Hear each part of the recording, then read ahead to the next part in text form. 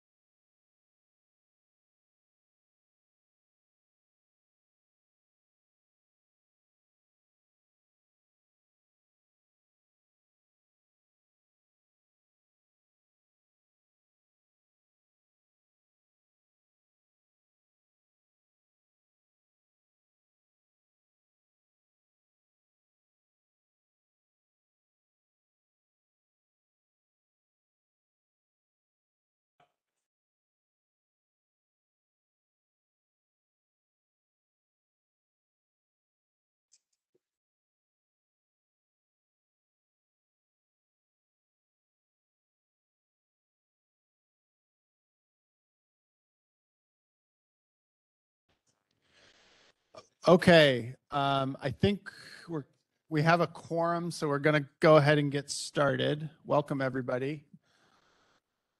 Couple of housekeeping items. This is a new location, little different audio, so that everyone can hear us on the WebEx in the room. If you're talking, questions, comments, all the things, please grab one of the microphones and make sure you've got the green light.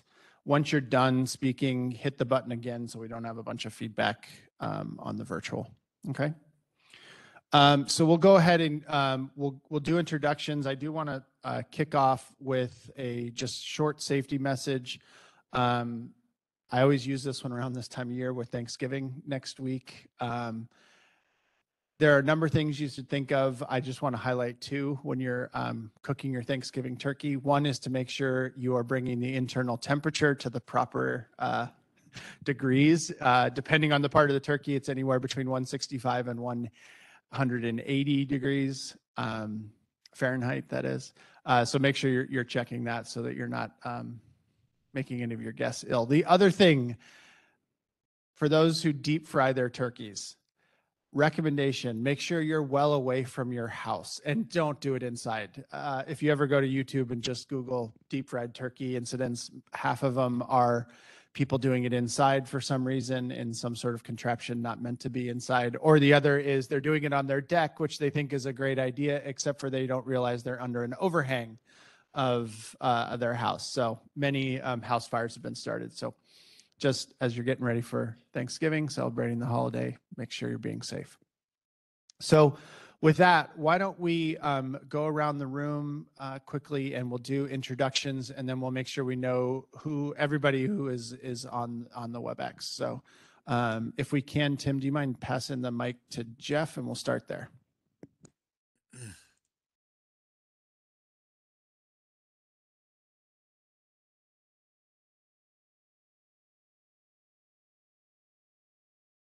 Sorry about that. Jeff Fox, University of Virginia. I'm John Capps, Virginia's Community Colleges. Tim Steller, the Virginia Economic Development Partnership.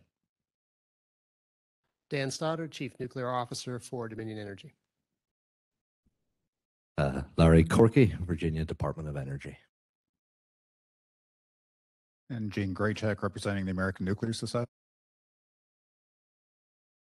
Tom DePonte with Framatome. April Wade, Virginia Nuclear Energy Consortium. Eric Lansing, Attorney General's Office. Scott Koppel, BWXT. Ken Ball, George Mason University. David Essa, the Virginia State Corporation Commission. Great. And so let's go to the virtual. Andrew, do you want to lead us off? Yep, Andrew Hutton, I'm at Jefferson Lab. Gary, is that you? Yep. Gary Tepper, VCU. And Michael? Hey everybody, Michael Lemke with Huntington Ingalls.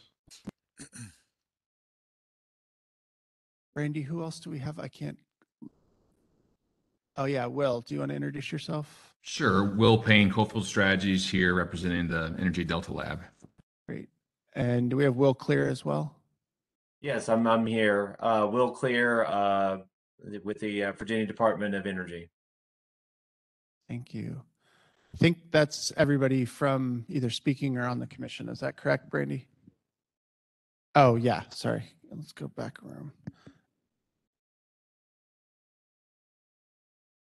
I'll just jump in. Randy Heflin from Virginia Tech. Oh, thanks, Randy. Sorry, I missed you there. I'll jump in as well. Arlen Bolstead from the State Corporation Commission. I'm sorry, I can't make my video work properly this morning, so apologize for that. And I'll jump Thanks, into Arlen. Kim Pate from the commission also.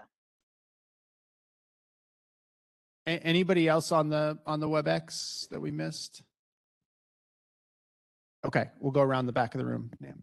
Nam Nguyen with the Virginia Department of Energy.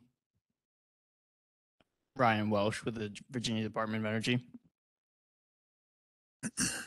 Brandy Frazier, Best Pitch with Virginia Department of Energy. Eric Shepard, Mobita LLC Corporation.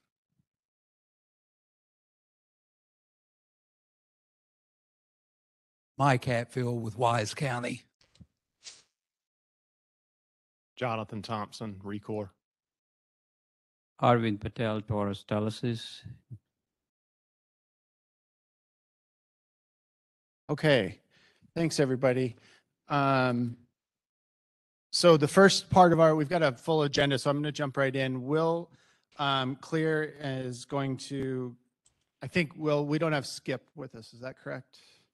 I don't think so. I haven't located him this morning, so he must have got pulled off into something else, so we'll be fine.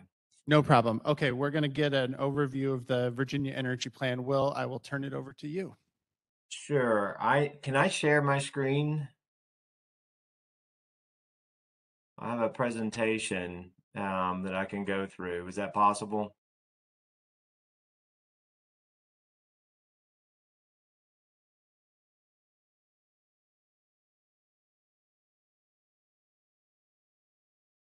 All right, has everyone seen this?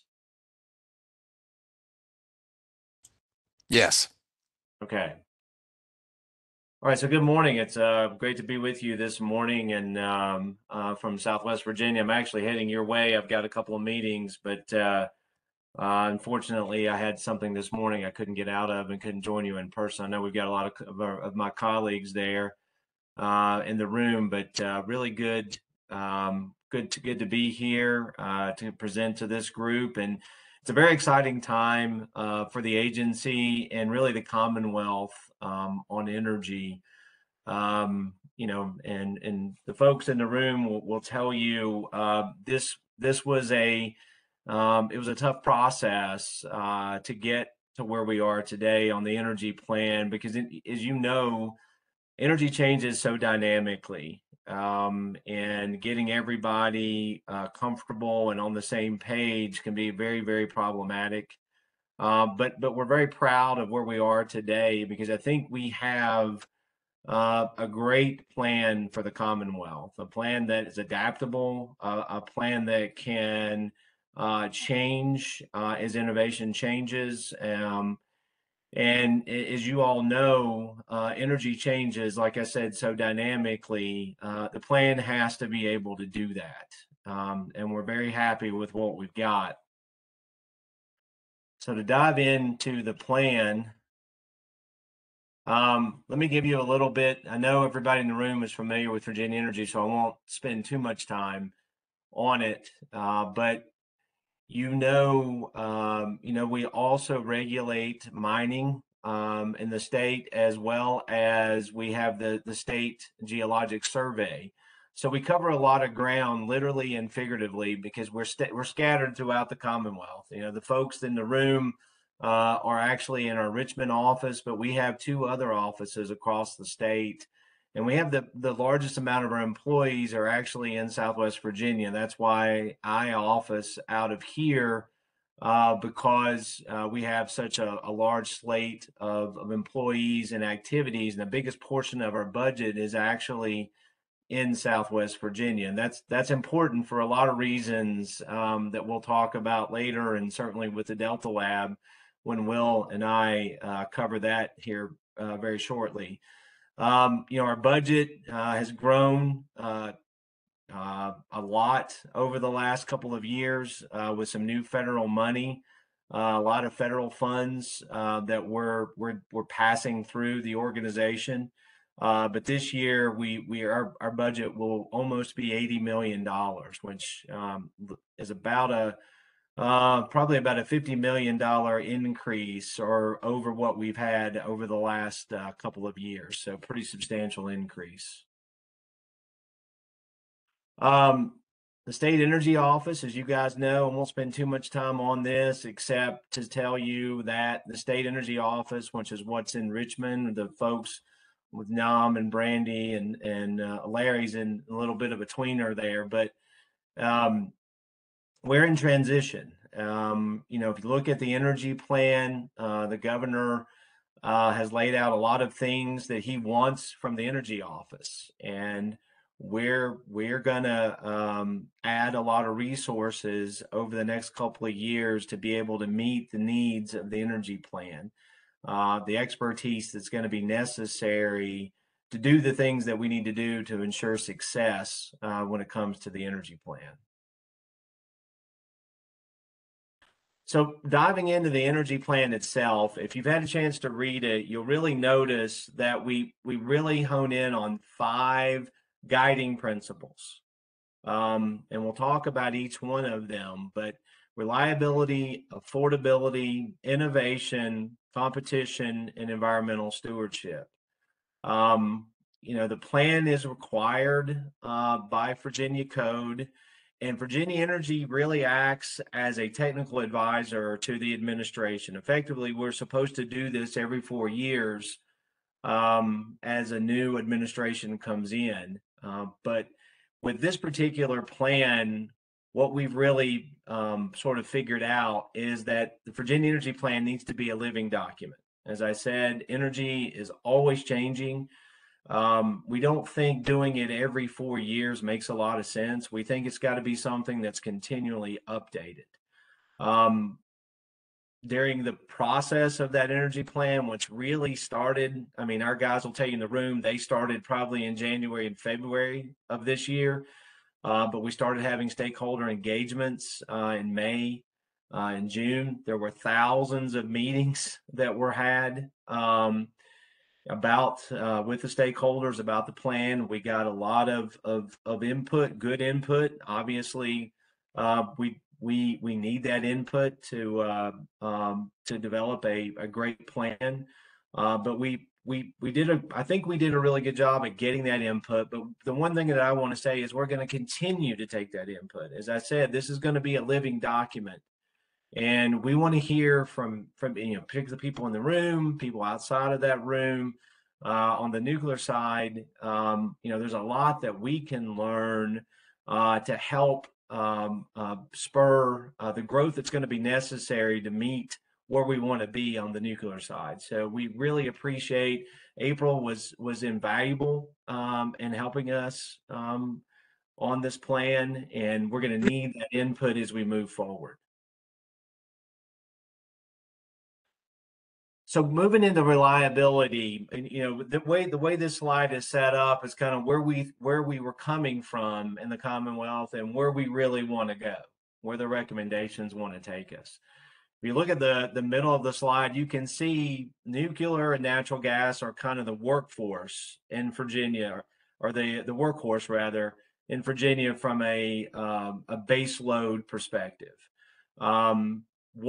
Where we're coming from with the Clean Economy Act required fossil fuel retirements, allowed for or made in the public interest solar and wind investments, did not consider what we think is important, energy innovation. In other words, allowing for that I guess institution of new technology. And with solar and wind, obviously battery technology is technologically feasible, but if we integrate over 16,000 megawatts of solar and wind, what does that really do with intermittent sources to our reliability? And again, with battery, it will work, but does that make sense from an affordability perspective? And so we think that there needs to be more evaluation as we move forward to ensure that reliability is maintained, right? So how do we do that from a recommendation standpoint? We want to reevaluate the plan every 5 years. We want to restore discretion back to the State Corporation Commission. With these public interest designations that we have today, we feel like it's important that we restore that State Corporation Commission discretion to ensure reliability is not affected. We also know that, and this is not something that's just Virginia's problem, but there needs to be expedited approval for critical infrastructure projects. As we move forward, holding up some of these projects can be really painful, not only for the businesses, not only for the utilities, but also the ratepayers. So there's some work that we've got to do in that area. And we feel like we got to be better at forecasting, collaboration between the utilities and the customers, the state's in a good position to really understand where we're going economically.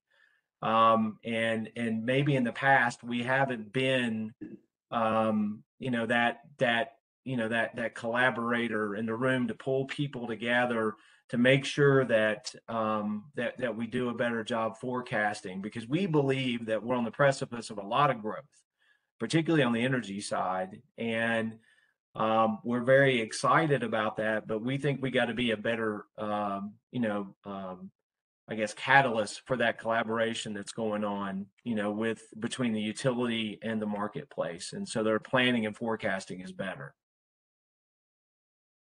So moving to affordability, what we saw with affordability is very simple. We believe electricity rates, not just in Virginia, but even across the United States, the growth in cost has outgrown inflation.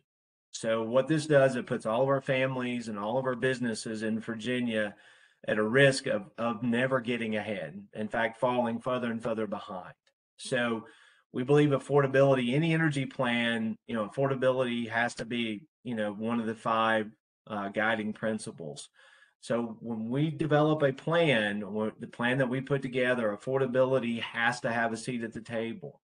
And as I said, we believe it's been a problem. So what are we going to do about that? We really want to get back to the full regulated monopoly approach with the State Corporation Commission having authority to regulate. We also want to do some more research on this, and this is one of the things I was talking about. Well, we're going to change up, or we're going to add additional resources within Virginia Energy where we can do more study. about the reforms that are necessary to ensure affordability across the Commonwealth. I mean, the affordability will affect our ability to compete in the marketplace. And we've got to ensure that we don't impact that. So innovation, I'm not going to spend too much time on this slide. I'm not going to steal Will's thunder, and I'm going to be a little participating in that presentation as well. But we believe that Virginia can be an energy innovation hotbed. We think that we're set up for that. Obviously, with the governor's, as we call it, the moonshot on the SMR in Southwest Virginia, we've set this. He set the stage to make that happen. We think we can innovate in Virginia around that. He's put the money in there to actually make that a reality. It's going to be in his budget for this next General Assembly cycle. And the Delta Lab is set up to do that. But like I said, I'm gonna wait until later to talk more about that. But we think, particularly Southwest Virginia, and the reason the governor made this announcement about Southwest Virginia is we've been working really hard for the last 4 years to make Southwest Virginia a place where we can do these types of things, these types of innovative deployments. And so we're ready for this. And again, we'll talk about that more in a minute. Competition. Competition is an interesting tenet that we had a lot of discussion about as we move forward through this plan. We believe clean energy can be extremely attractive from an economic development perspective. We believe that, if someone wants access to renewables or clean energy, they should have access to that. So we realize that this is where a lot of folks get, and I'm a utility guy. I get it. I understand the whole idea of cost shifting. So we understand that we got to tread lightly around this topic, but we do believe that competition can be extremely helpful as we innovate in Virginia. So we think that's an important principle of the energy plan. Environmental stewardship, and again, clearly, and I think the governor said it best. I mean, all Virginians should want clean energy. We should all work toward clean energy goals. And we've done a great job. I mean, we should pat ourselves on the back. We've got a lot of work to do here, but we've made significant reductions in carbon emissions over the last several years with the growth of natural gas. And with that growth of natural gas, we've made ourselves, our generation, we made ourselves more independent. So we've come a long way. We got a long way to go, right? But we should recognize where we are and be realistic.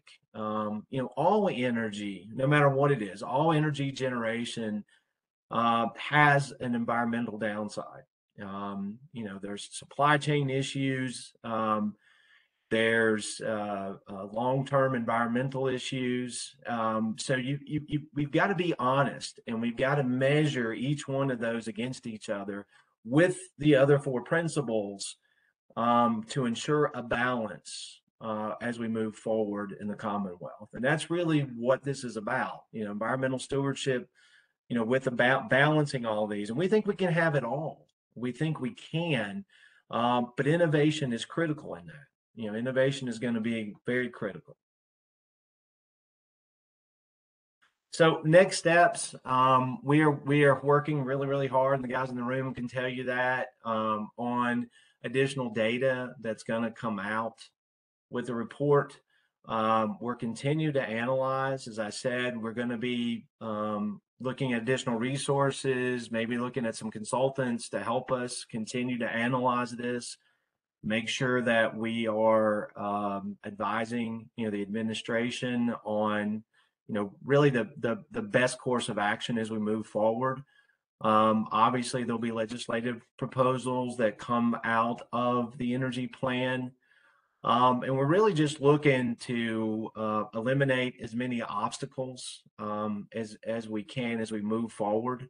That's really what we think the Virginia Energy should be doing. Again, getting people in the room, being a collaborator, working as much as we can with all the parties to ensure that we can move this forward. This is going to be critical because we got a lot, as I said, we got a long way to go to get to what we call success. So that's really the presentation that I have this morning. Is there, I guess I can open it up for questions. Okay, thanks, Will. Yeah, does anybody have an initial question off the bat? Scott? Well, thanks for the presentation. Scott here with BWXT. I'm just curious, I like the idea of a living, breathing document. What's the plan for that in terms of updating? Will it be on an annual basis, semi-annual? Are you going to go, is there a process involved? I don't mean the internal putting the document together and updating, but in terms of how you'll actually go about that. So it's not something that's just sitting on a shelf, which is, I think, what you all are pushing against, which is great. So. That's a great question, and we're working on that as we speak. I mean, legislatively, obviously, there's a statute, and what statute requires, and what we do, and what we're going to do in addition to the statute. But we believe that when we release all of our supplemental information, you're going to see how we compartmentalize this, and so we sort of visualize this as taking certain pieces as the the ecosystem changes and to update it over time. And again, that's why we really need that stakeholder feedback. We I mean, Nam and the folks in the room will tell you, I mean, we don't have a ton of resources right now, so we rely on you guys. I mean, if there's something that comes out on the nuclear side that we really need to look at a revision, so we would certainly welcome anything that you guys want to tell us, and then we might tweak that section. So we don't necessarily have a plan. We think annually makes a lot of sense. But again, why a deadline, right? I mean, if there's something that changes and we need to make a shift, we need to do it as quickly as we possibly can. Well, just real quick, I think it's a great idea to treat it as a living document rather than revisit periodically. But I do think there's going to be a need to think about how we tie that living update, if you will, between the statutorily required updates into the legislative process and into the budget process in particular. So can you give us some idea of how you have thought about making sure those marry up? Well, I mean, what you got to understand about Virginia Energy is we advise the governor, and again, we're going to leave the policy up to the administration and how they marry the two. I mean, clearly, this is the governor's energy plan. This is his administration's energy plan. And it really goes in line with where the governor is on virtually everything, right? It's a common sense approach to energy, as it is on most of the main tenets in his platform. But as far as the legislation and marrying that all up together, I mean, that's going to really come out of the administration.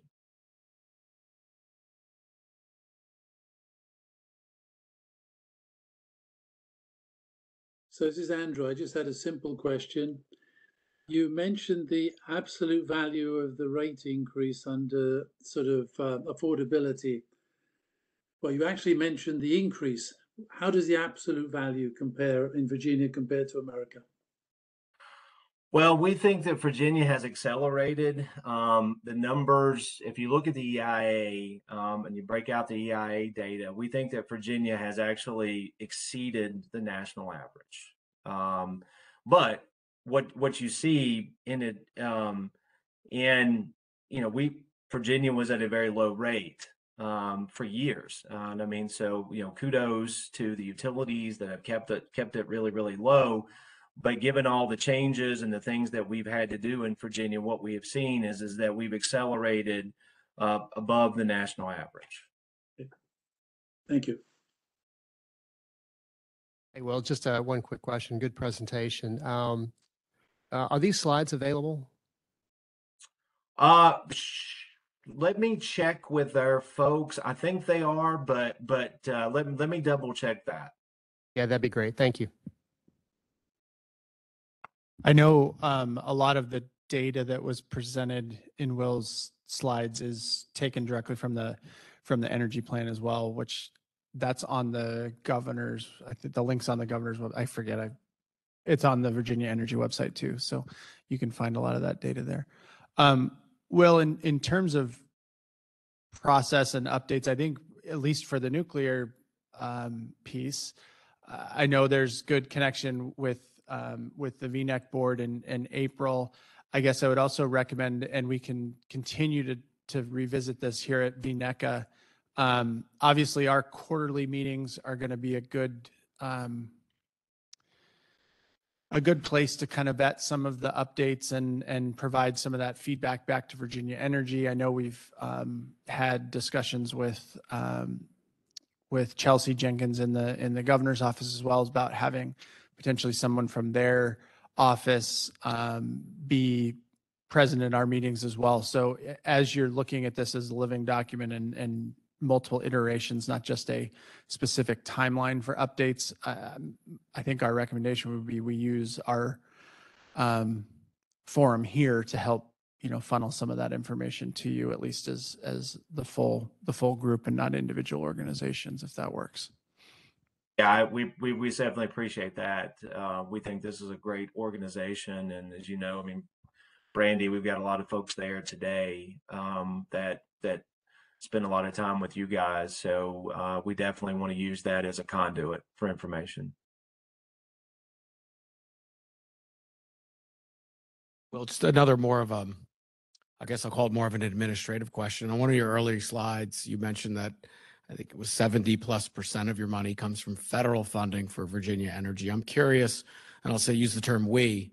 Are we competing with other states with their energy departments for those funds? I'm just curious how that flows in terms of, obviously we're all in this room because we care about the state and moving forward. So I'm just curious. That's a very good question. Every bit of that money that I listed on that slide, which I think was 77 million, the amount of federal money in there, all of that, with a very, very small exception, is all based on formula grants. So we're not competing for a lot of that money. The great news, though, and you saw it in the energy plan, is that we have the opportunity in the Commonwealth to compete for a lot more money. And we're taking it really seriously. We're ramping up to do that. We love to partner on stuff. So if there's anybody in the room there that's looking at a potential offering, we can bring a lot of value to that, to an application. So on the competitive stuff, we're really looking forward to looking at additional monies there. But every bit of money on that slide was formula based, and will come to us based on a formula, a predetermined formula.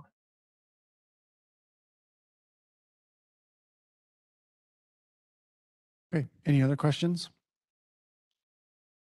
Okay, well, thank you for the presentation. I think I would just point out, and this is really thanks to Virginia Energy. It's thank you to April for a lot of the leadership here. But as some that were on the authority 4 years ago when we were going through this process, and the discussion was quite a bit different about the response to the previous energy plan. So the prominent place of nuclear, the realization, both I think in the Commonwealth, but also at the federal level, the importance of the resources, really, we've come a long way. So thanks everybody for the work they've put in. Thank you to the Virginia Energy staff. I know that it was a lot of work putting this together. So Will's going to stay with us. We're going to be also joined by Will Payne, and I'll turn it over to you guys for the presentation on the Energy Delta Lab. Thanks, Mr. Chairman, and thanks to the team there too, Brandy, for giving us an opportunity to be here with you today. Like Will, I'm zooming in from Bristol.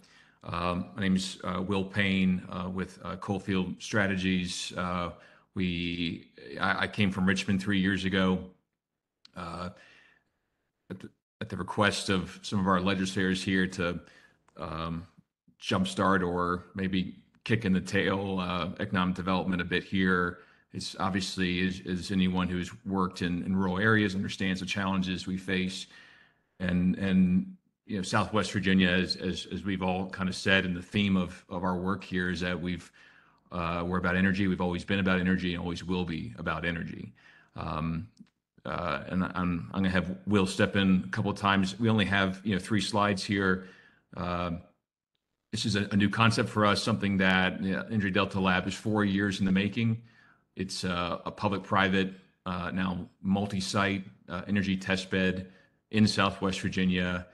And the goal is focusing on leveraging the previously mined lands that we have, over 100,000 acres of previously mined properties throughout the region, as a proving ground for ultimately the commercialization and deployment of energy technologies. And we'll get into a few of those because it is a very exciting time right now. I would say that our work, and of course, Virginia Department of Energy is a part of this lab, but just work in general in economic development. And we have Mike Hatfield from Wise County, and Wise County is taking a center stage role here in this clean energy revolution. Without the Department of Energy, we wouldn't be able to do any of this work. They play a vital role. The expertise here and in Richmond, the support we get from the administration, the leadership matters.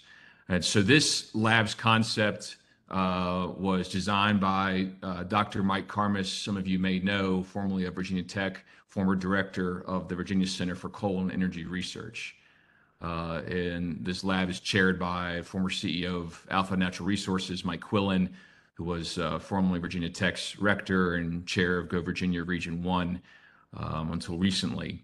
Will Clear serves Dr. Karmas as an advisor, working with all of our prospects, and musters the team that we have from Virginia Energy. And then my team is focused on business development along with them. So just a little bit of history. During the 2019 General Assembly session, Delegate Terry Kilgore and the late Senator Ben Chafin introduced legislation creating the Southwest Virginia Energy R&D Authority. This authority was created for the purpose of promoting opportunities for energy deployment in Southwest Virginia, and of course, related to that, the creation of jobs and new capital investment in the region. It was about how can we look to the past, understand the past, the role energy played, and how can we then look to the future and figure out a new path for Southwest Virginia. There's a piece in there for workforce development. Language has been added for broadband, and we expect other language to be added around the specific types of technologies that we're looking at today. The authority's enabling legislation included 6 goals, but the one that's important here for this discussion is the assisting with the promotion, the deployment of this Southwest Virginia Energy Park, as it was labeled in the legislation. Thanks to Go Virginia Region 1 here in the USCDA and our planning district, the Linwisco Planning District, we spent about a year studying, trying to determine a business model that makes sense, that demands flexibility, accountability, and lean operations. Kind of the, and no offense to those in the room, the anti-university model for deployment, and making sure that as much as possible, funds make it to the deployment of projects instead of people. I understand there's a role otherwise, but our tactic is a little bit different. So what you see here is this land strategy. The initial test bed site in Wise County received a $975,000 AMLR grant. And AMLR, if anyone may not know is abandoned mine land economic revitalization program through the U.S. Office of Surface Mining, the Department of Interior, that's administered through the Virginia Department of Energy. This first testbed site, and this is certainly just a concept, but you'll see that it's about using the land for technology where the land is the lab, not buildings. And so this first piece is property that's managed by the Nature Conservancy in Wise County, but currently owned by the Cumberland Forest Limited Partnership with the large swath of land that they own currently. Dominion Energy and SunTribe Solar developing 2 large solar projects on adjacent property. Additional locations around the region have been identified, and we envision a dozen over the next decade. Governor Youngkin announced a second location also in Wise County that we're really excited about, a $2 million AMLR grant as well. That is a unique location in Wise County for the types of projects we're looking at today. A third site is under negotiation right now, and a fourth site is in planning for next year. The result we see over that decade, this next decade, is the development of some pretty asset-rich properties that are otherwise untapped today, not even on the radar screen today because they're privately owned. They're not listed in a database somewhere because they don't want to be. And what we've been able to do, and with Will Clear's help, establish some relationships with landowners who aren't necessarily residents of Virginia. And it's taken some time, and we've established some really strong relationships with landowners that are now willing to play ball and interested in trying to pursue energy projects that are consistent with their company's values around energy. And so, Will, I may have you kind of give the kind of bigger picture on the land strategy, but what we've been working on very quietly for the last 2 years around these initial 2 sites is about $2 billion worth of projects in the middle of the due diligence phase. And this is in hydrogen, data centers that using geothermal cooling, pump storage hydro, solar, and wind. One of the projects I'm most proud of that we worked with Virginia Energy on is the virtually untapped resource today of clean and vast amounts of water that naturally collect in pools in previously mined properties. Project Oasis, and this is something we rolled out in 2019, currently have a federal earmark, and we'll see what happens when Congress is back this week on that earmark. But the idea, as we laid out how to attract data centers to Southwest Virginia, and we see, this is not certainly competition at all with Northern Virginia. In fact, we've partnered with the Northern Virginia Technology Council and the Data Center Coalition. It's competition with Southside Virginia, with south of Richmond. And we finally, we spent a year for the first time to have an understanding of the power and broadband assets that exist, potential sites, because half of our work, and it's on the front end in doing economic development, is correcting assumptions about the region, about the workforce, about the assets that are on the ground. And so education is obviously really important. And we can't get through a first meeting without first coming with the facts. So that project is really exciting because of the vast amounts of water we have, and we're talking billions with a B, billions of gallons of water collected in certain mine pools. And as we target different sites, we're targeting sites that have large areas that also have access to water, gas, transportation, and fiber. And of course, robust power is, obviously something that is required for any site. And these are previously mined, properties. So, Will, you may want to give your perspective of the land strategy and why that's a little different and what the opportunity is. Yeah. What I will say is kind of build on what Will was talking about on the asset side. When I came to the state and I realized I jumped right into the energy plan, I didn't give you my background. Most of my background has been in the private sector. basically doing, I'm a finance guy from way back, but I've been mostly doing business development for the natural gas industry for probably about 20 years of my career. And when I first came to the state, as you know, it's interesting to do business development for the state, right? You know, what you know, because when you do business development, you look at your assets, and you know, land and water are great assets for Southwest Virginia, great assets. And you know, we have land values that are significantly less than the rest of the Commonwealth. We have water, as Will said, as far as land being disturbed. I tell this story a lot. When I was working to bring natural gas to the Gulf Coast from the Appalachian Basin, one of the big advantages that the Gulf Coast had was disturbed brownfield sites, because we built a lot of new plants came into the Gulf Coast during my tenure in selling natural gas into that market. Because the brownfield sites were there, right? Well, we got 100,000 acres of brownfield sites in Southwest Virginia that have been previously mined. A lot of it left in a manner that's conducive to development. And what I want to say about the development is important here. This is not just energy research for the sake of doing energy research.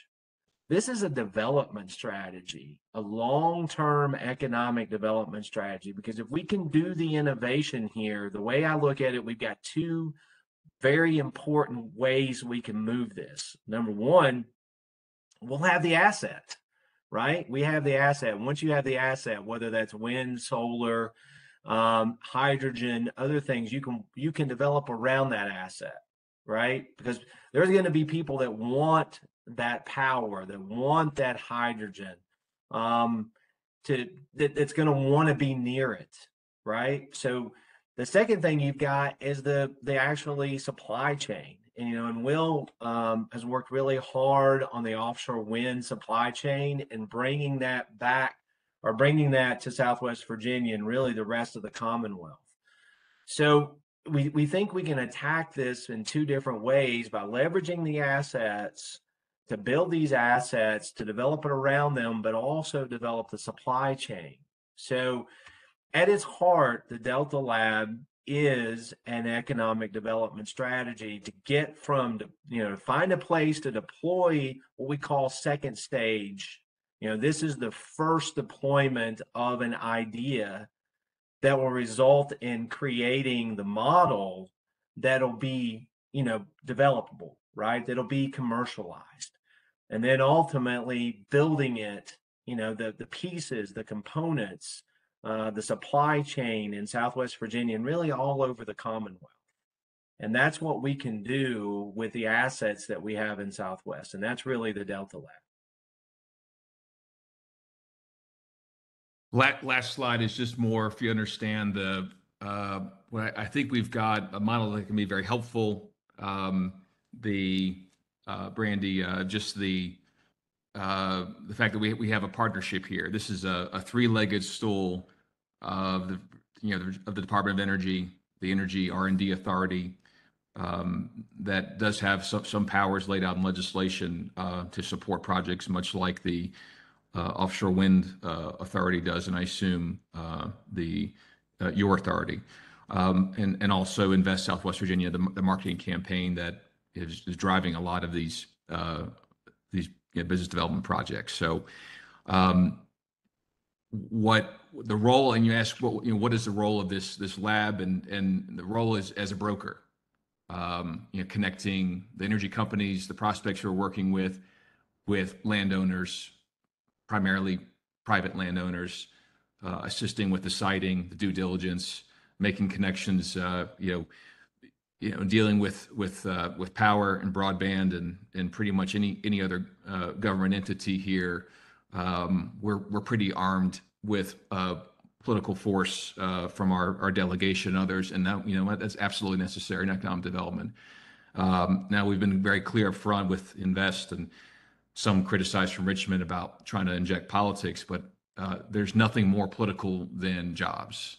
And the last thing we want to do is make anything more political, but it's a reality, and it's about trying to win And we're competing where we're competing against West Virginia, North Carolina, Tennessee, and Kentucky.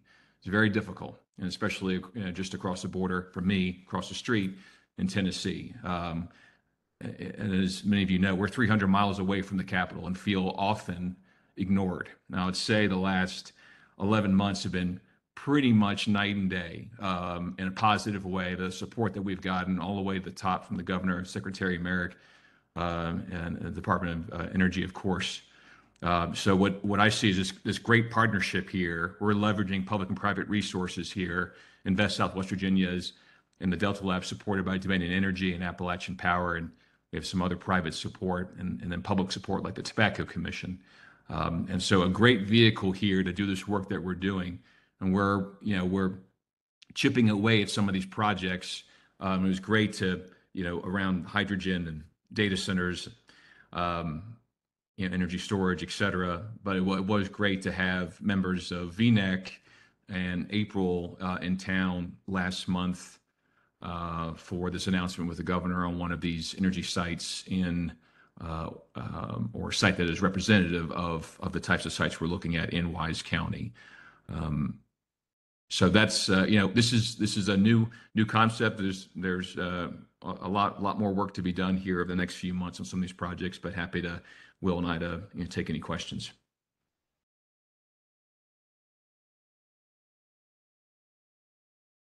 So, thanks, Will and Will. I guess my first question right off the bat is, in the room here and on the phone, you've got a lot of folks who have a fair amount of reach or at least exposure to nuclear specific kind of developments outside of Virginia that very much might be interested in the assets that the Energy Delta Lab has to offer. Do you guys have kind of your, I mean, you have these slides. Is the website up and running? Is the marketing pitch, if we were able to connect you with other groups to try to broaden your exposure to attract, technologies and potential interested projects to you in the nuclear space, how would we do that? Absolutely. There's a website that's up. We have probably a 2-page kind of document also that we could share. And again, happy to every project we've worked on, really trying to understand the assets people are looking for. It's very, very much case by case, and so what we would love to be of any assistance to this authority and VNEC as well, in trying to be a solution. I believe that's what we're trying to do, is find solutions for companies looking for locations. I will say too, the elevator pitch is polished because we've interfaced with probably 70 developers over the last couple of years. And I'm not exaggerating that. A lot of them were on the solar side, the battery side. Will mentioned that we're working with 4 hydrogen developers right now that are looking on the production side, and Southwest Virginia is a great place for hydrogen production. So we've got a pretty good quick way to get them sort of educated on the area and get a piece of property in front of them pretty quickly. All we really need is an attribute list, and we can get them on a property pretty fast. An NDA. Yeah, an NDA.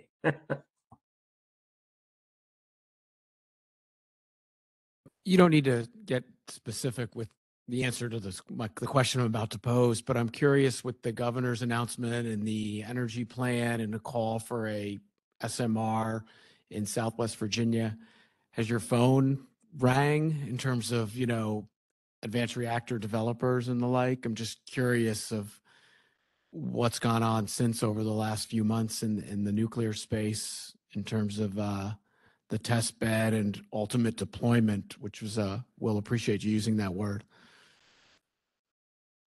I think we've if you take away so as far as real companies, we've had a couple that have reached out and want to talk more, seriously about property. Most of the phone calls have been, unfortunately, media. We're the last ones who should be talking about this. It should be you guys, but they seem to latch on. That was the only thing the media seemed to latch on was SMRs of the energy plan. I don't think it frankly mattered what else was in it, Will. So there's been a lot of distractions with that. However, we've had a couple folks reach out.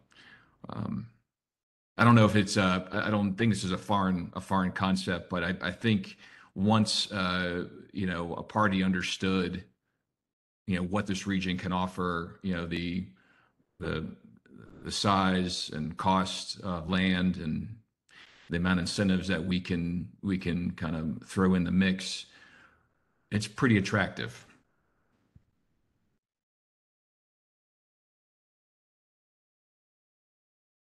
Other questions?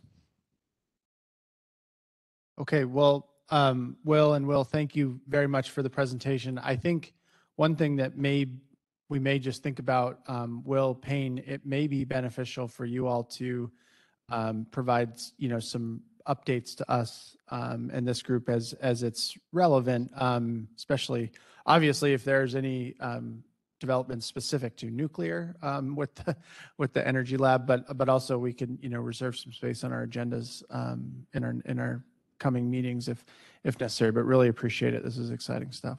So. And I'll say this: we're I think it's Chairman, and we're hosting the Southwest Virginia Energy R&D Authority was not assigned to an agency, so it's kind of fallen in our lap to run. And on December 13th, we're going to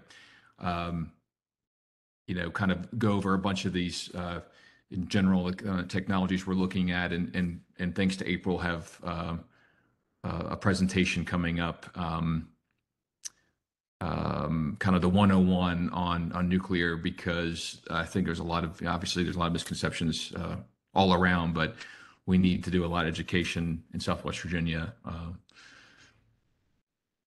from the get-go. Yeah, that's great. And if there's other areas, I mean, obviously, I know you and April are talking frequently, so that's good, and that's a great point of contact. If there's other areas we can help, happy to. That's great. Absolutely. Thank you very much. Okay. Great. So next, we're going to move to April and the update on all things VNEC.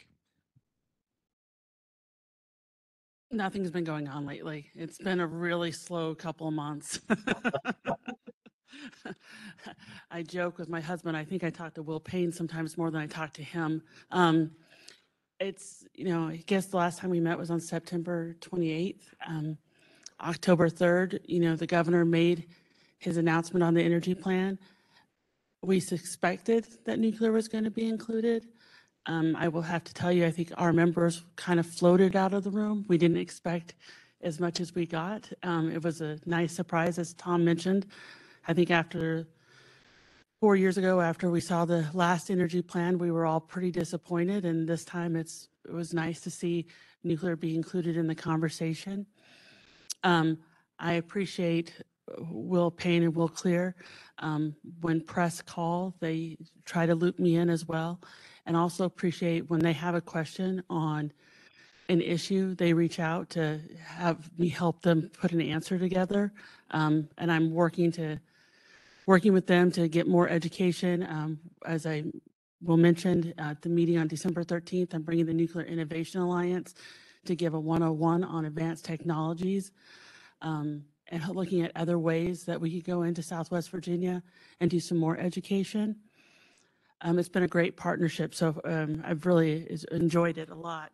And then on right after we got done with October 3rd, October 14th, we were down in Southwest Virginia, where the governor announced with our members from the universities that he's going to put $5 million in his budget towards the Virginia Innovative Nuclear Hub.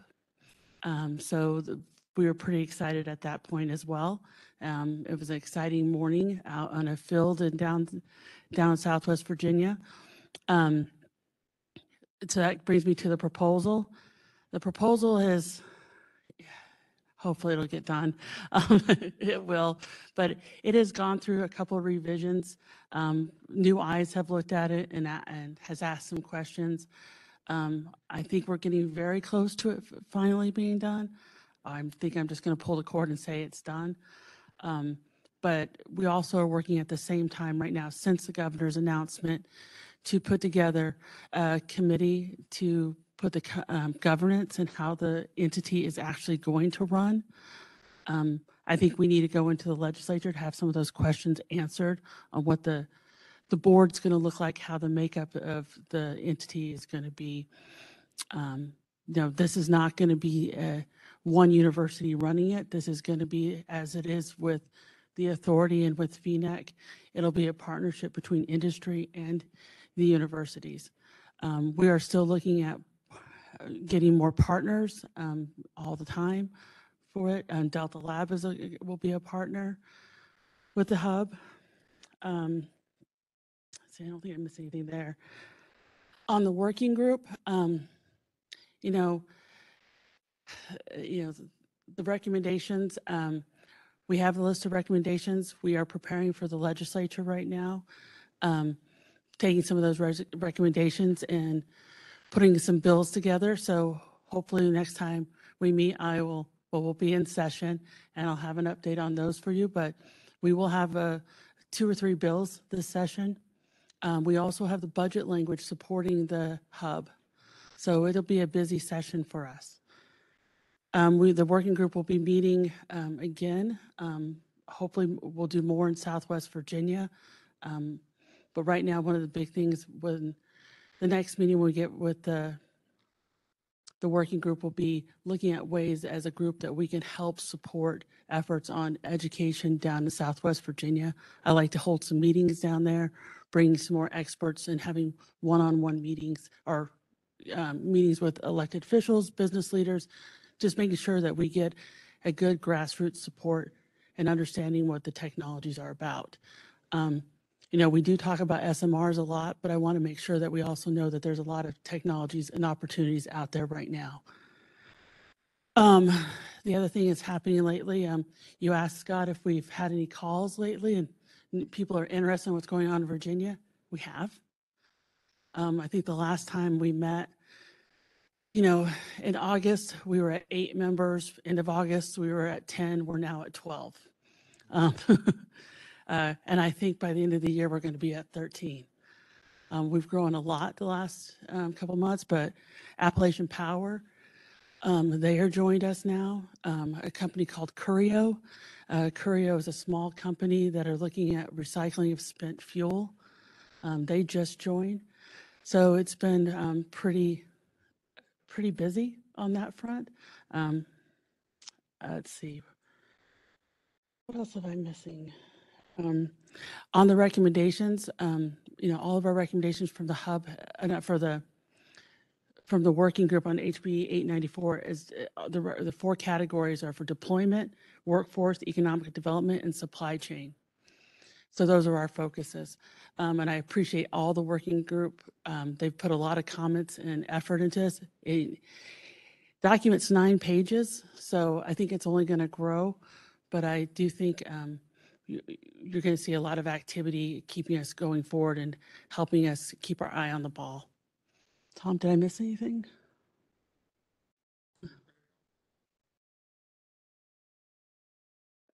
Perfect. We'll get to this a little bit later, but I think the intention will be to try to have a meeting early, our first meeting of 2023 early in the year so that we can look at the kind of legislative landscape, especially what the specific VNEC and nuclear proposals will be. Okay, so the next thing, we're going to move to the annual report, but before we do that, in your packet, we have a updated draft of the VNECA bylaws. I'm going to turn it over to Eric Lansing, who's been kind enough to take a look at those and also update them with some specific things that came out of the updates to the FOIA laws in Virginia. So Eric, all yours.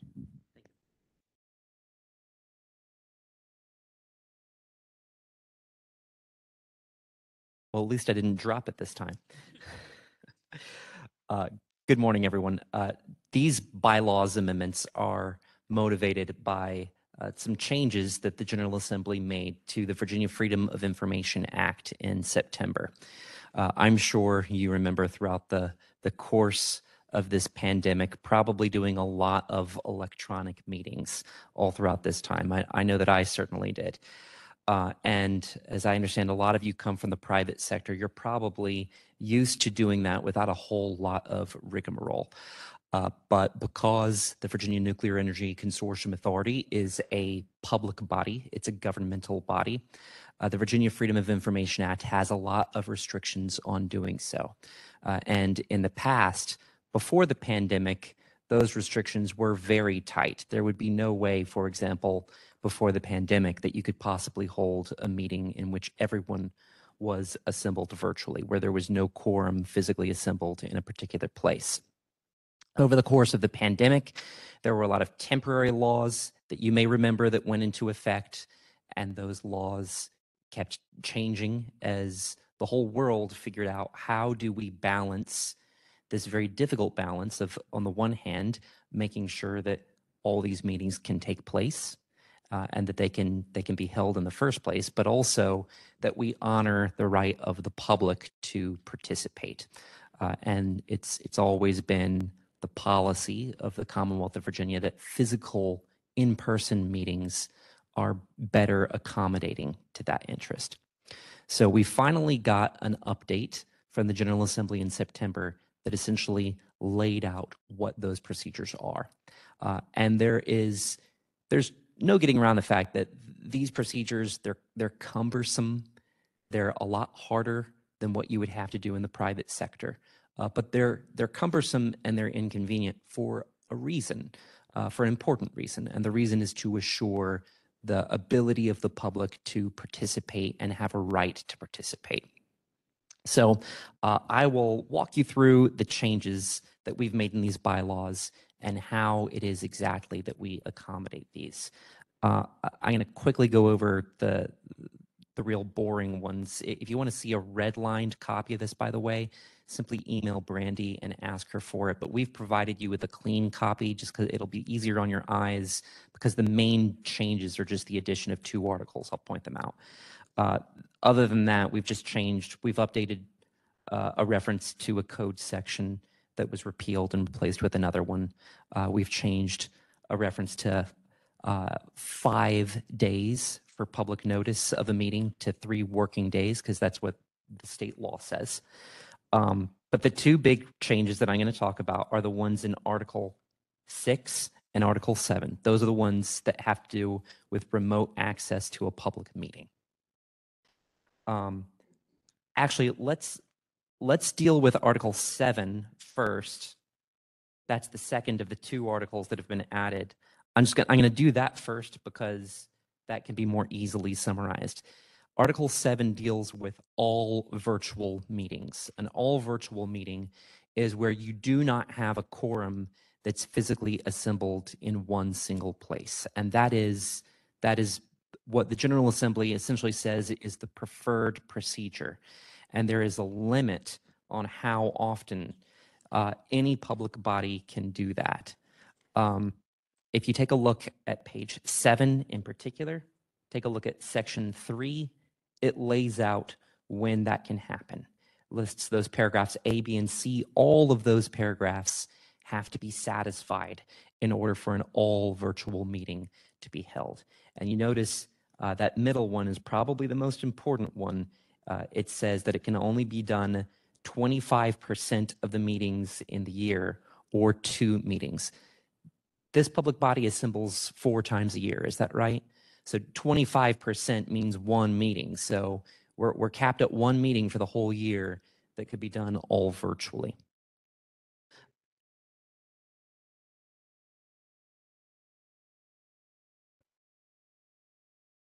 You're right. Yes. Thanks for that correction. So yeah, so we're capped at 2 meetings then. I'm a lawyer, but I'm not a mathematician. Take a look at Article 6. That's the one that deals with the more routine procedures we go through where a quorum is physically assembled, but there are individual members that need to dial in remotely, as we have today. So this lays out the procedures, and there are a few updates to it. But I think in summary, the advice that I would give to everyone is don't participate remotely unless you absolutely have to. Because if you do participate remotely, there's always the chance that other people may be participating remotely. And if you don't have a quorum physically assembled in a single place, then the whole public body is sometimes at least not going to be able to meet. And of course, there's also a limit on the number of times per year that you can participate remotely. If you do participate remotely, be sure to notify 3 people. You need to notify the chair. Be sure to notify Brandy. Not all of you have my contact information, but you will as of today. It's elansing@oag.state.va.us. I'll be your contact going forward. And if you lose my email address, perfectly understandable, just ask them to pass it on. There needs to be involvement from a number of people to make sure that we satisfy the requirements for remote participation. Otherwise, you may see staff dancing back and forth to make sure that we get our I was about to say eggs together, but I'm not sure that's a real figure of speech. We get our ducks in a row in order for us to satisfy FOIA. FOIA requires for this policy to be adopted in order for us to take advantage of it. We have to have it in our bylaws. It's not just enough for it to be in FOIA. So once you notify the chair, be sure to notify the reasons for dialing in remotely. And if it's an uncategorized reason, if it's a personal reason, not a medical reason or something like that, then be sure to identify that reason with specificity.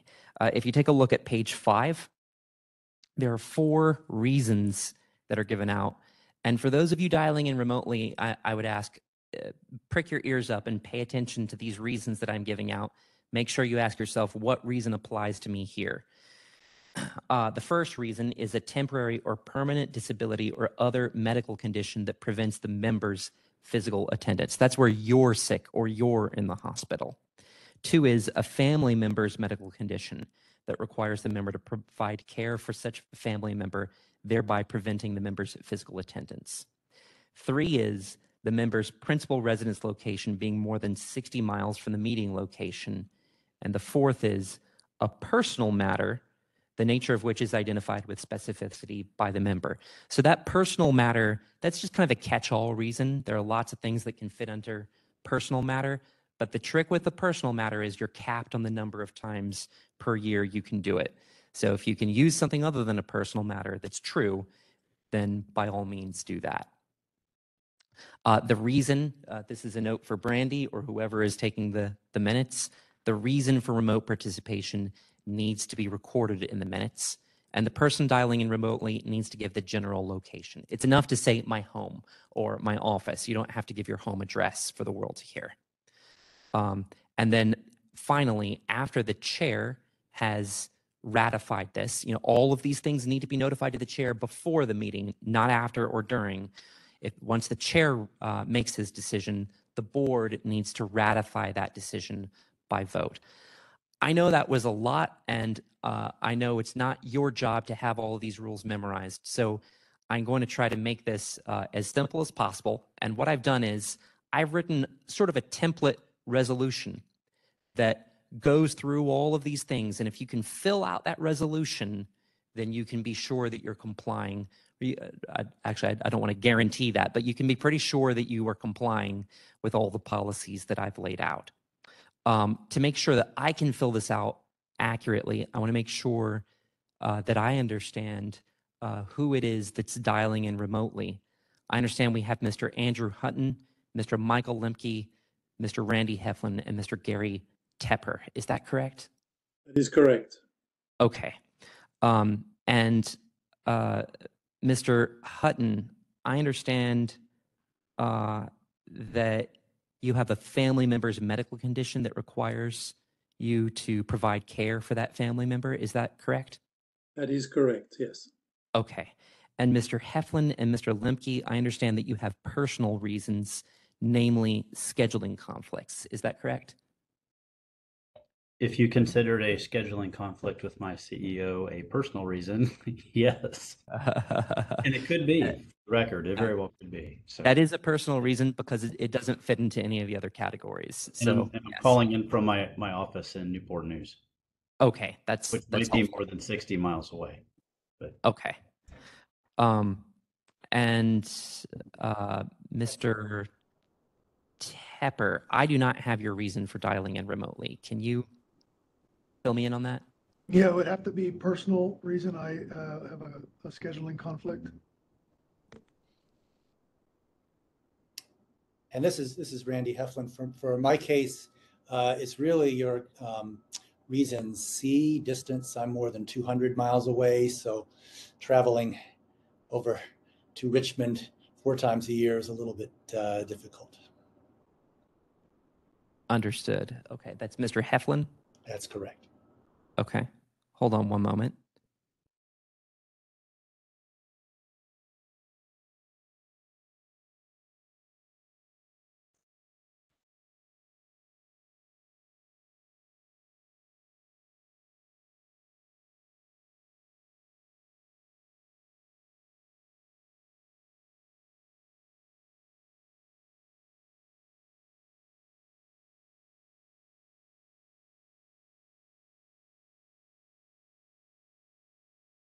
Is it your residence that's actually located more than 60 miles away?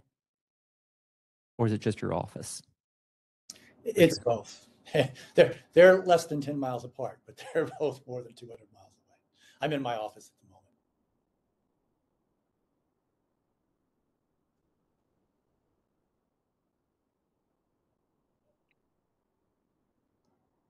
if it makes a difference, I just ran the mileage. I'm 66 miles from my home to the meeting today. I appreciate you checking that. All right, so let me go through everyone and make sure I have your locations. Mr. Hutton, you are participating remotely from what location? From my home. And Mr. Lemke, you're participating remotely from what location? My office.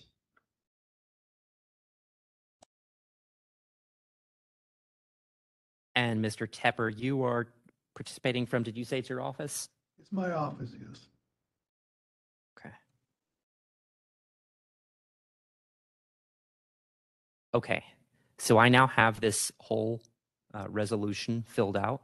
And once the bylaws have been adopted, I'll read through the resolution. I'll also make sure that Brandy, you have a copy of the resolution, that's sort of the template form for this resolution, so that in the future it can be filled out. And we want to make sure, if at all possible, that we have the resolution filled out in advance of the meeting, and that we gather all of that information beforehand. But in the meanwhile, we first need to handle the bylaws themselves. Are there any questions regarding the bylaws? I just have one clarifying question. So once at future meetings, we've adopted the resolution for remote or virtual participation of board members, they have full voting rights and everything as if they were here physically, right? Because I think that's a change from where we were before. Yes, that's exactly right. So once the members have been admitted into the meeting by majority vote of the people physically assembled, then they can exercise their voting rights. Okay. The trick is they can't vote on admitting themselves, right? Because they have to be admitted first.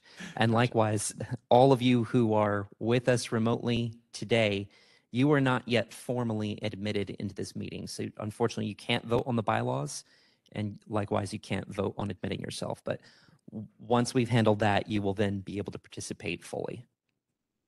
Clarifying question. So therefore, in order to establish, the quorum needs to be established by those in the room, since they're not part, can't be counted towards a full quorum? That's right. That's right. You actually have to, you only count the people who are physically with us to establish a quorum.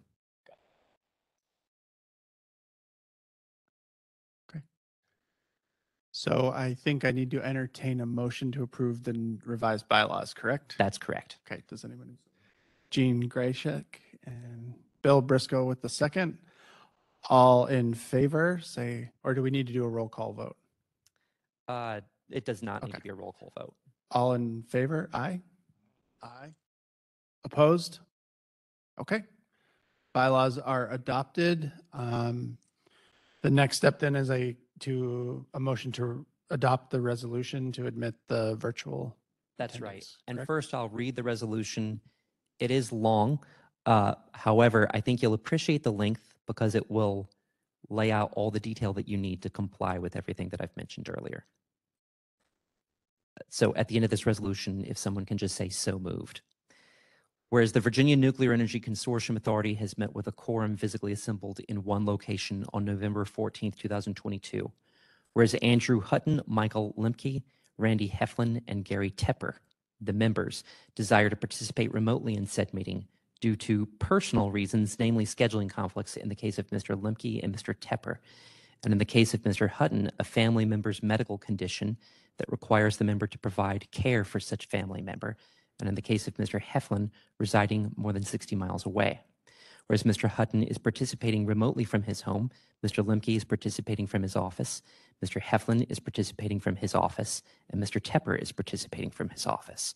Whereas the members are not exceeding the maximum allowance of remote participation in meetings due to a personal reason, which is capped for personal reasons at 2 meetings per year or 25% of the meetings in the calendar year. And whereas the member has notified the chair prior to the beginning of the meeting of the member's request to participate remotely and of the reasons for that request, and the chair has approved that request. Now, therefore, the board of the authority hereby ratifies the determination of the chair that the member may participate remotely and holds that the chair's determination was consistent with the policies in the authority board's bylaws regarding remote participation. And furthermore, the board also determines that the voice of the member can be heard by all persons at central meeting location for this meeting. Okay, that's Briscoe. Do we have a second? Second by John Capps. All in favor? Aye. Opposed? Okay.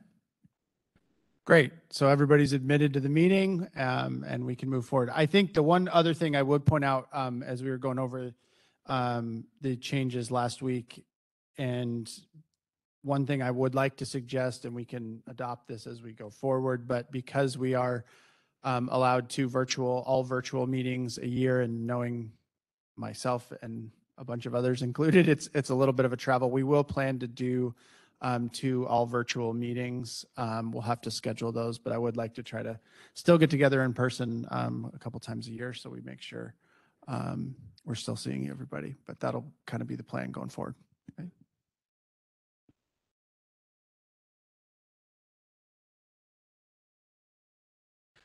Okay, so the next step, this is where we actually do need to do some voting.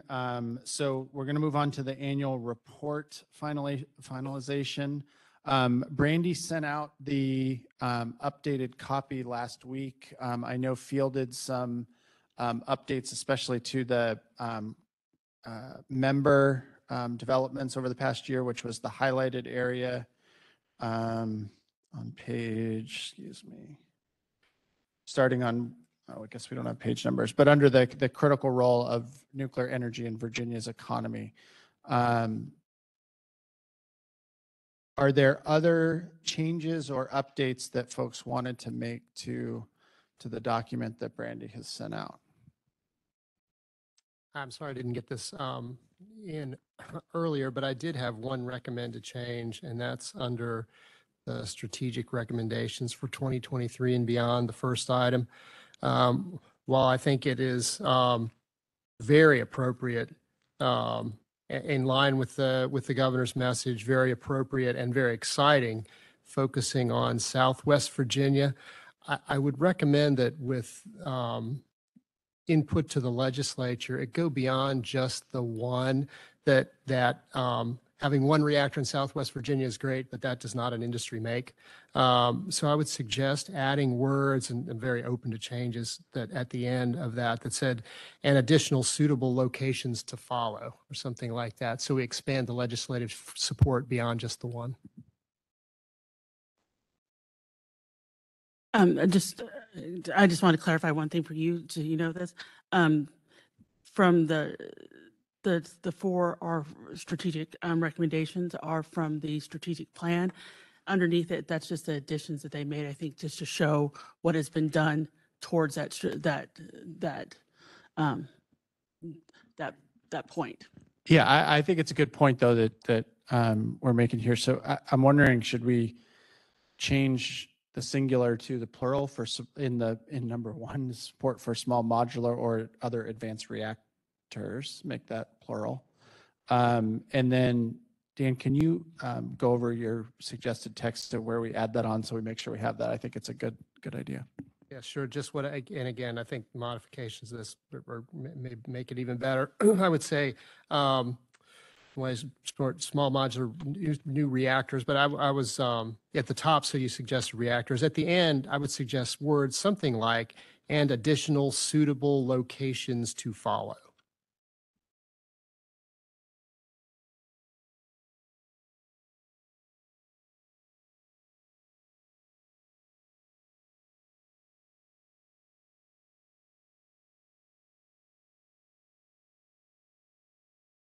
Okay, is everyone okay with that change?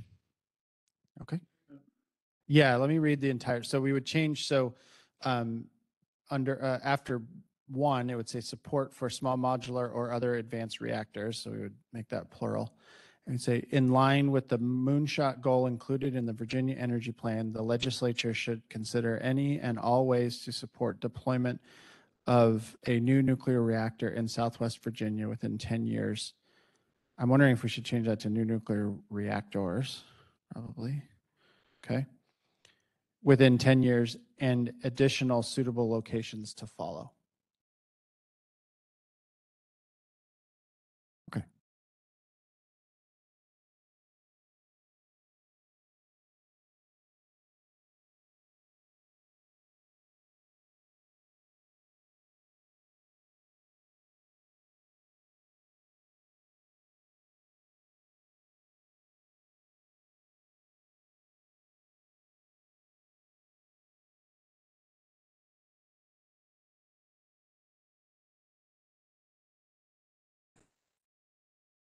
So the strategic plans language underneath each of those bullets is different. I believe, though, I think 4 and 5 are the same from the strategic plan. So it's inconsistent that way. So from the strategic plan, we have specific language. These are just actions that show, they're just action items that go towards that recommendation. Yep. And I am now recalling because I think I wrote this. Because before we've had the strategic recommendations from the strategic plan for the last couple of years. This was trying to update to make consistent with where we are and where we've kind of come in the last year. That was the. No, I totally understand. I just want to, that just makes to clarify that it's more of an activity than anything. Yeah, I think an example of or something. I think that's fine, but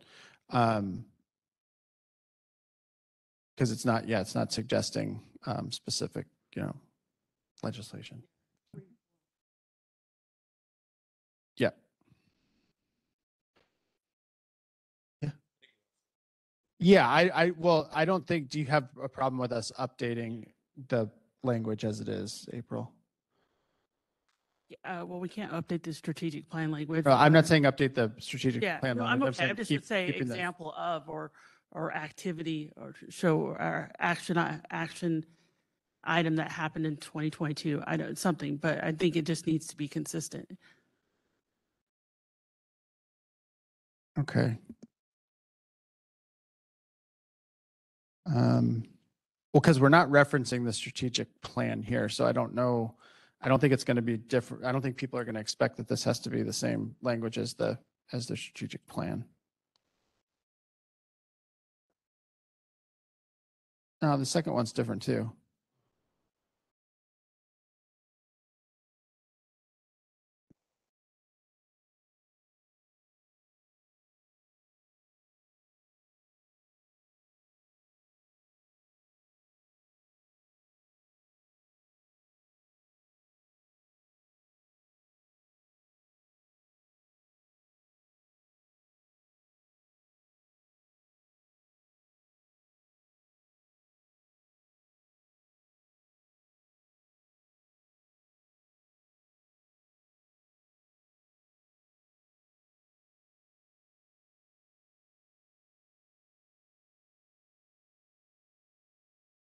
Yeah, I guess my thought was is the two areas where there's been the most development since the strategic plan has been in 1 and 2. And so that was the reason for the updates to the language. I don't know that we've done, at least when I looked at it, there's not as much that's really changed or developed in the other areas. But reference to the strategic plan here, so this is just recommendation.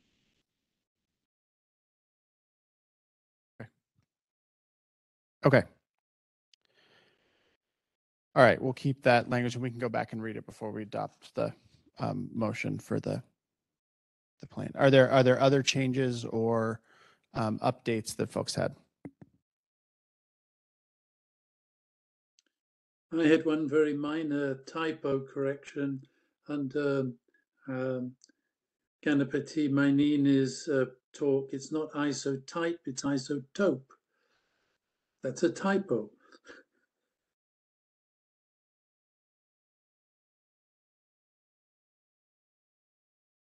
Andrew, do you have the page of where that is so we can mark it? No, but it's under the list of presentations you've had.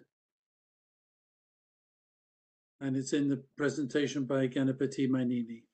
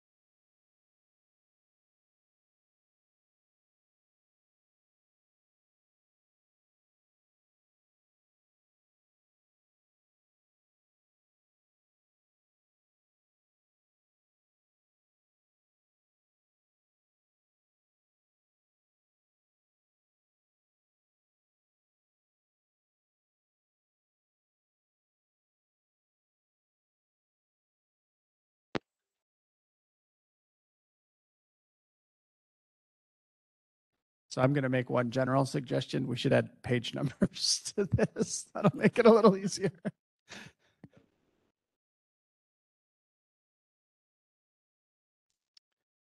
Okay, any other changes, updates, or comments?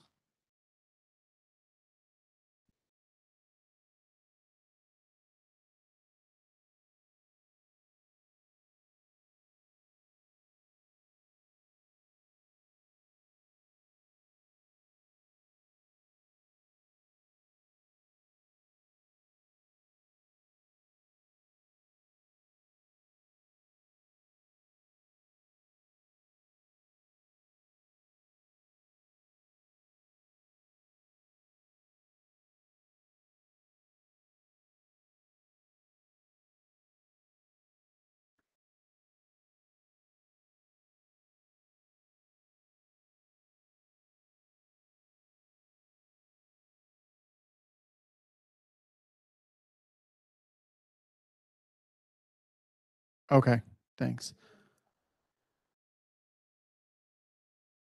Yes, we are.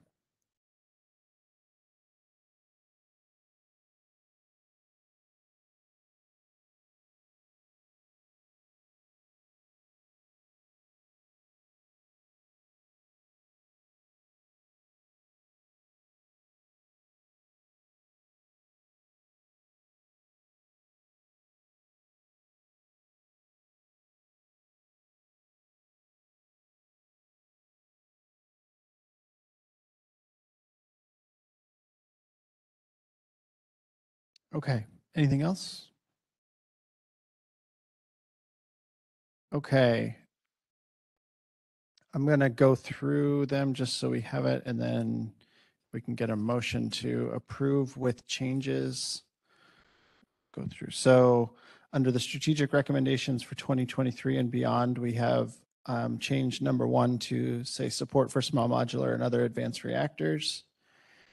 And we've added an additional suitable locations to follow after the Southwest Virginia within 10 years. We have corrected a typo just above the 2022 authority meeting activities. It says the authority in concert, not in convert. On the following page, the second paragraph from the bottom, we have changed isotype to isotope. And then following the paragraph summarizing the June 21st speaker, we're going to include the appropriate speaker summary from the September 28th, correct, September 28th meeting. Okay. Yep. Yes. So actually, why don't we do that before we approve the annual report? Why don't we go to the minutes? We have, I believe, Brandy, did we catch that typo on the June 21st? Okay. But the other changes we had gone over already and implemented from the September meeting. We just had not approved them.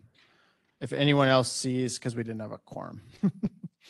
If anyone else sees any changes for the June 21st minutes that need to be made, we can have them now.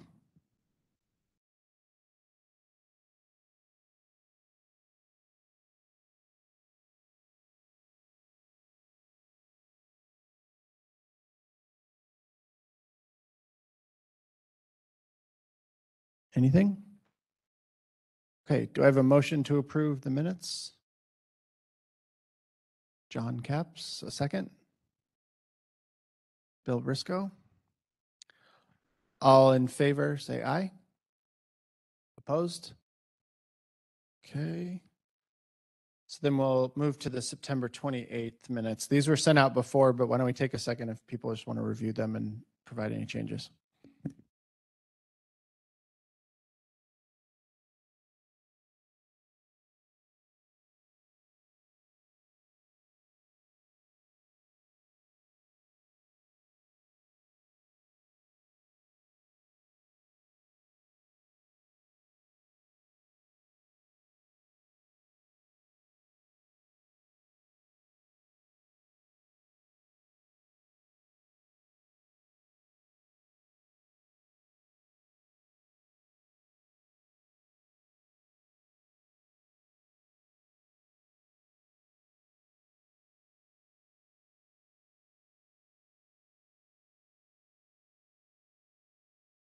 Okay, does anybody have any changes they want to make to the minutes?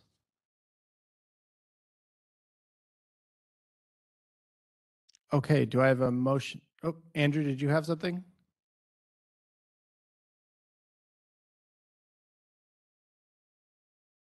You're on mute, Andrew. Andrew, you're on mute. We couldn't hear you.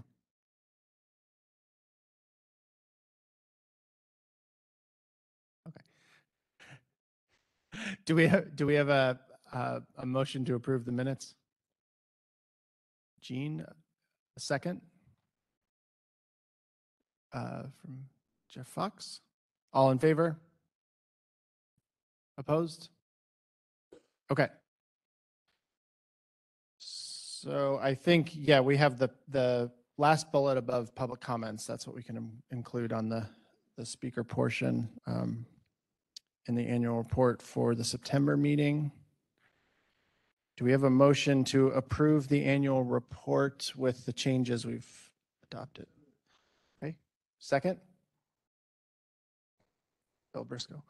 All in favor? Aye. Opposed? Okay, great. So that's all done. In the interest of time, I'm going to hold off. We've heard a lot of news already, so I think we've got all the nuclear news. But if there's announcements or other member updates, let's go with those. in one point in the distant past, we had pointed out that this was a statewide committee, and the suggestion had been made in the distant past that maybe we could move the meeting site from away from Richmond at times. Is that still a possibility?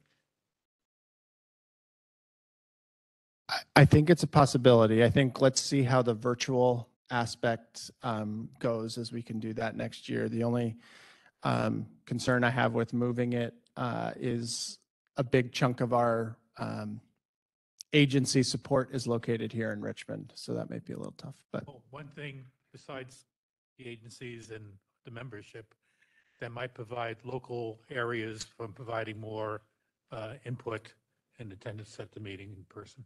Yeah, I agree with you. I think that's really of interest. But I actually think the virtual option allows for a lot more attendance from folks that are not located here as well. So, other updates, news, announcements? Okay, if there's nothing else, then we will move to public comment. Is there anybody who wishes to make public comment? I know we have a few minutes left. Okay. Oh, sorry. Okay.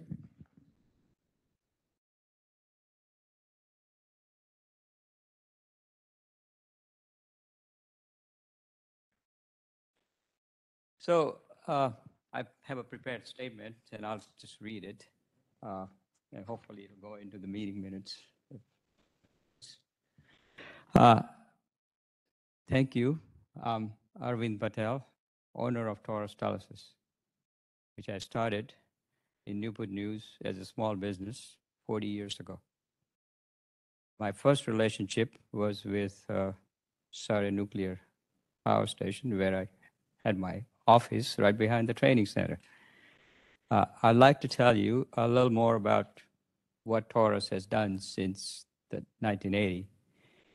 As you know, Virginia Moonsat is to launch a commercial and small new modular reactor that would serve customers with baseload power demand in Southwest Virginia within 10 years. Taurus has the experience to help because in its beginnings, Taurus installed training simulators at North Anna. That was in 1982-83, which led to technology transfer with a German firm.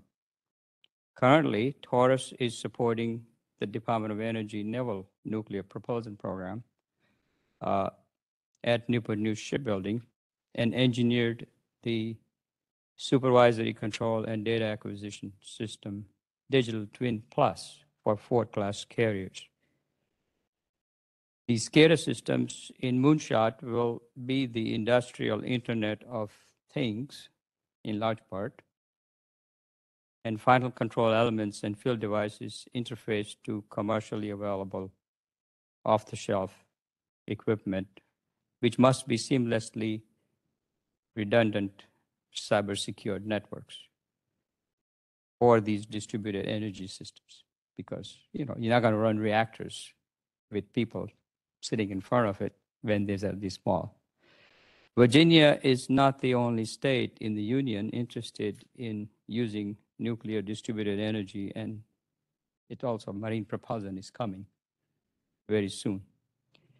This first-of-a-kind project in Virginia will leverage a record of decision which DOD published for the DOD Pele project for submitting a proposal, which I went to pre-proposal meeting in Alaska because it sounded a very exciting opportunity. Alaska project is through Defense Logistic Agency, and Taurus' innovative approach of establishing these distributed energies research and development facilities will motivate the Virginia nuclear industry in support of the speed and scale required for the domestic and global marketplaces, which so Taurus proposal is based on U.S. Department of Energy Advanced Reactor They picked 5 of them, 2 of which are, one of them is BWXT, the PLA project. The other one is Westinghouse eVinci. We are requesting Virginia Secretary of Commerce and Trade office to facilitate a dialogue because, I've been kind of a stealth vendor given the work I do for naval reactors, which are, not quite the micros, but so we have been looking at this Eastern Virginia Regional Industrial Facility Authority near the Kingsbury Commerce Center, which is neighbor to the Yorktown Weapons Station, and very near the Camp Perry, which is also located near there, a solar farm for which, there's going to be infrastructure available. So a selection of the kind DOD is doing with BWXT may offer a time benefit compared to having to go through the NRC regulations, which take extra time. So the message I'm here to deliver is that Air Force requirements are not achievable through normal processes. A need, an opportunity exists to leverage the resources that are available in many cases only in Virginia, right? Hampton Roads is the hub of lots of different kinds of microreactors. Thank you.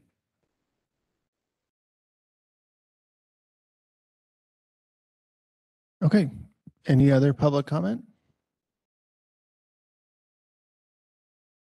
Yeah, go ahead.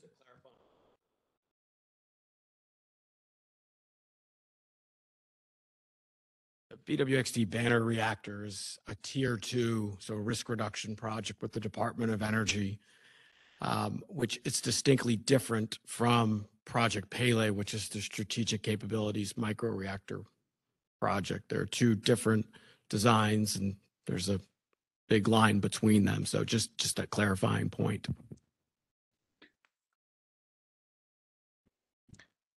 Okay. I think that wraps us up. We'll close out the meeting, and Brandy will be in touch about early 2023 meeting. But thank you, everybody, for your participation this year, and happy holidays. It's early to say it, but might as well say it. Thanks. Thank you.